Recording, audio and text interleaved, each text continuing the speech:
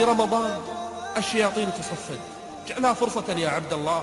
أبواب الجنة تفتح، أبواب النيران تغلق، يغفر لكل عبد في رمضان، يعتق الله عز وجل فيه كل ليلة أفواجا وأمما من النار.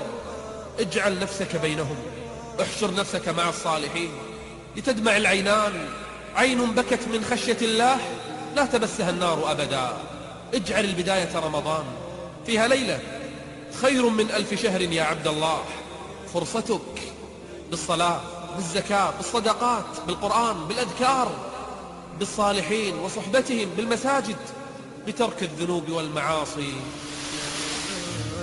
ما هذه بدار إقامة، فحذار ممن همه دنيا